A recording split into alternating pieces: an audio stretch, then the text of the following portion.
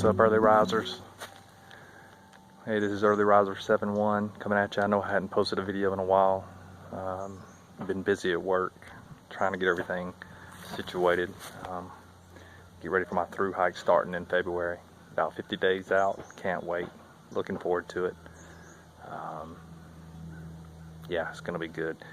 Hey, what I'm bringing you today is some of those recovery techniques that I was talking about in one of my videos.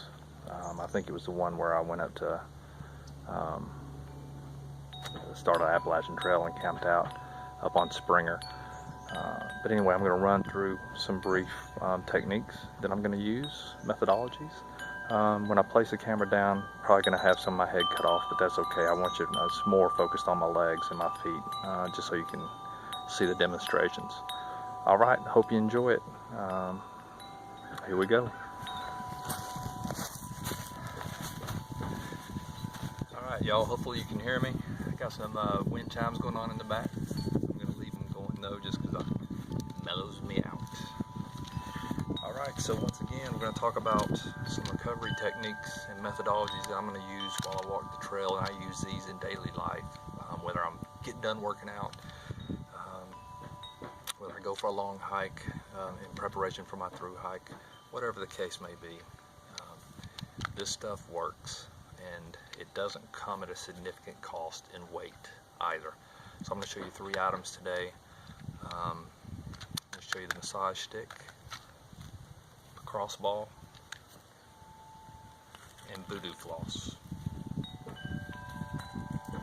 Some of you may have a lot of experience with these. If so, I welcome you to give some comments and maybe some techniques that you use or that you think will work well on the trail.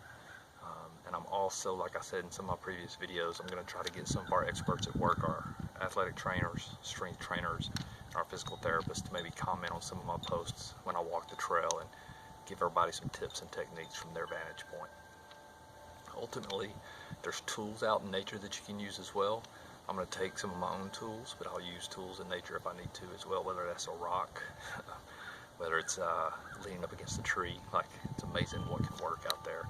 And with some simple basic tools, how well you can assist your muscles in recovering much faster, which ultimately results in hopefully you staying on the trail longer each day, if that's what you desire.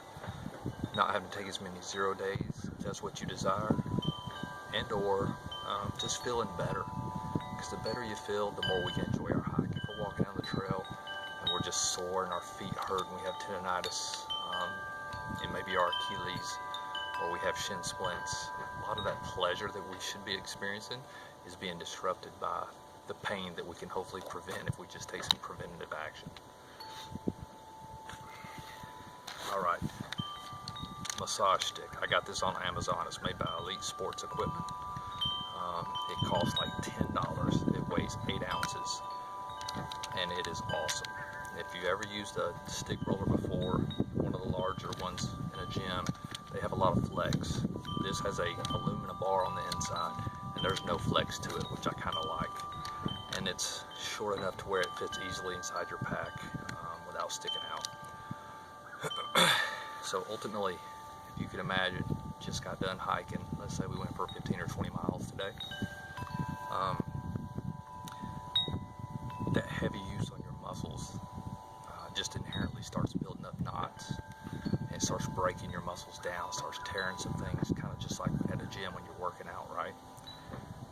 So what we want to do is go in and get some fresh blood flow moving, mash up some of that junk, rob that area of some blood flow, and then let it get flushed with fresh blood flow as it comes back in. So the massage roller, basically just a general rollout. This is what I'll do at the end of each hike. So I'll start with my quads. I'll just apply pretty hard pressure. I roll out all the time, so I'm not real sensitive to it. The first couple times you do this, it's gonna hurt. If you've ever been on a foam roller for the first time and you start putting a lot of weight on it, it hurts. So what I'm doing here is I'm not just rolling out. I'm coming all the way down to this head of this muscle too. Hey, by the way, I'm not an expert. I'm not going to be using names of muscles because, to be honest with you, I don't know them. I work with people who do know them. But ultimately, I do know the parts of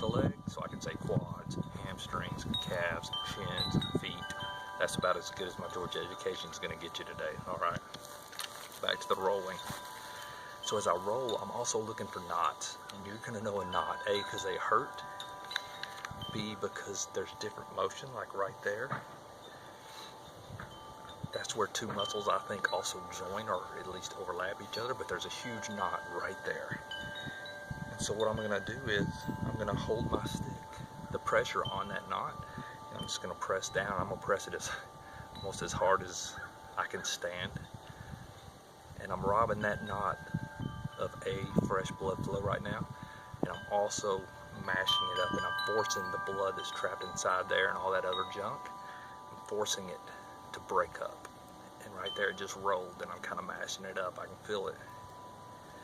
And when you're done, I'll let fresh blood get to it. And I'm just going to continue to roll and find another spot. So you do this with both legs.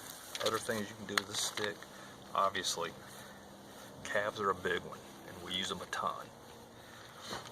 And if you start building up those knots and tension inside your muscles in your calves and in the bottom of your feet, it's going to change the way you step. It's going to make your Achilles start having to work a little bit harder, and that's just going to cause all kinds of problems from either tendonitis, shin splints, everything else. So keeping those muscles recovering faster and mashing up all that stuff that's restricting that blood flow, it's just going to help you in the long run. So hit the back of the calves, I'll hit the front of my shins right here. You have a big pile of muscles going right down the front of your shins, and this is usually where the shin splints are. People feel them, is up here in the front. So I'm going to keep some blood flow and make sure I've got all that mashed out. And you can also do the same thing for the hamstrings, okay? Same thing.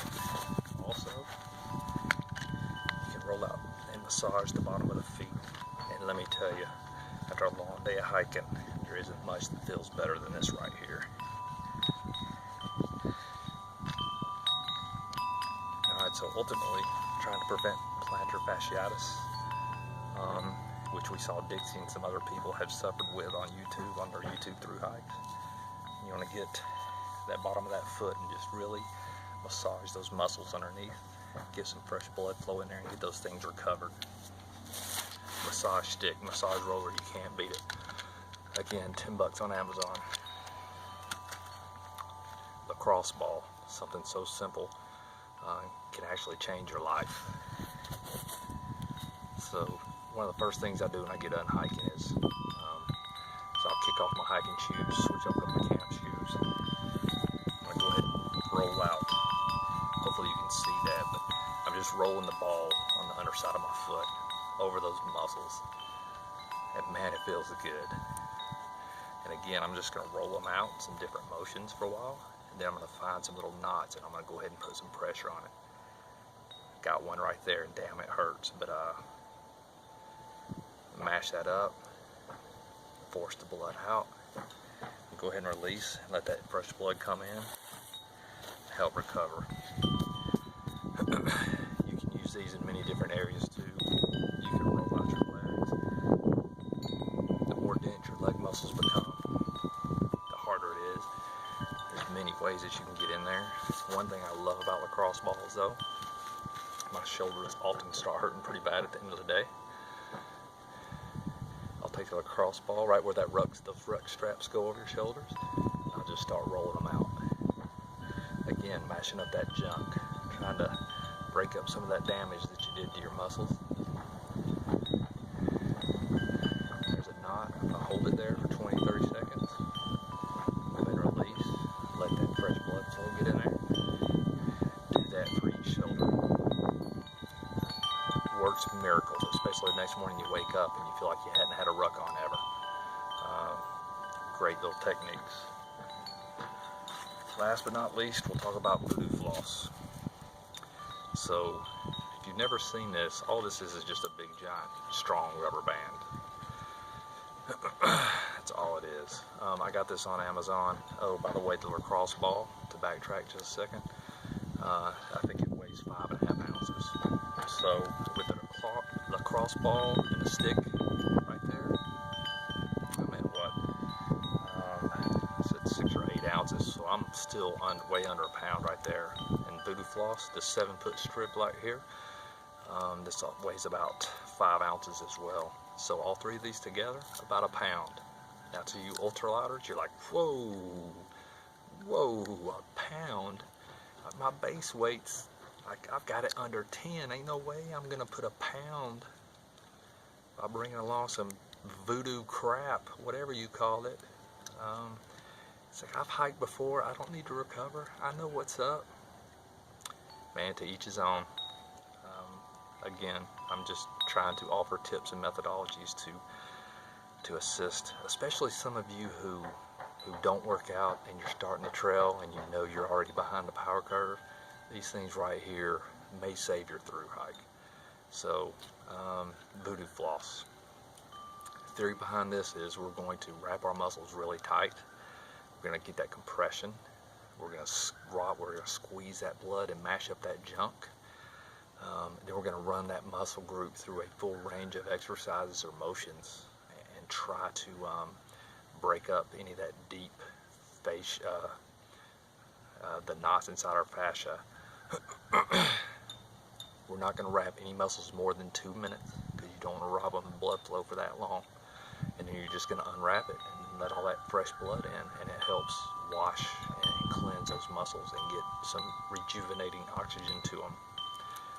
To me, this stuff is incredible, almost orgasmic. This is like being on a massage table and having somebody just rubbing you down. So we're going to pretend like we just got off a big downhill and we moved into camp and our knees are really screaming from that downhill, right? So we're going to go ahead and voodoo floss our knees. So basically you're going to start your first wrap, and this stuff is really stretchy. So once you get that first wrap made, you got to where it'll stay. Just know you're looking for about 50-60% tension on your voodoo floss. You're going to keep wrapping. Now you want to make sure that you overlap your last wrap so you don't start pinching your skin. And you can continue just below the knee. You never want to come over the kneecap, at least for what we're doing here. Again, I'm not a professional. Somebody might correct that, but I've been taught don't go over your kneecaps. And you're going to start your next row right over the knee. Still have our patella exposed. See, I threw out a big word there. Did y'all catch that? Patella? I don't even know what that is, but somewhere in your knee. Alright, if you can't tell, this is very tight. I'm squeezing the shiznit out of my leg muscles there, above and below my knee. Restricting that blood flow. Alright, you're going to tuck in your tail right there. And then before you even stand up, you can just run through some range of motion. Squeezing, flexing, squeezing, flexing. Other things you can do, I could do some deep knee squats here. Well, let's not say deep. I'll do some air squats, if you will. Get that range of motion going. It's really helping to mash that muscle up, break up all those little knots that you got inside there. Once you get your range of motion done, go ahead and unwrap. I'm not going to do it here to save time, but if you'll roll this back up as you unwrap, it's going to save you when you do your next wrap. Then all that blood, fresh blood, comes through there and helps wash some of that gunk away. And that helps recovery time immensely. You can use this on your feet, around your ankle. Again, helps that plantar fasciitis. You can use this on the calves. Man, that feels great. It's going to help also with those shin splints. You can use them on your upper thigh, and then around your upper, really high up on your upper thigh right here too. Voodoo floss. Think 2 rolls of this, 7 feet in length, cost $20 on Amazon. I'm only going to take the black roll. They came with a red one too. It's not as strong. It's like a medium strength. This is the heavy strength. This is the one I'm going to take. All right, early risers. That's what I got for you today. Hopefully this was helpful. Look forward to you guys commenting and let me know what you think. If you're an expert at some of this stuff, feel free to comment.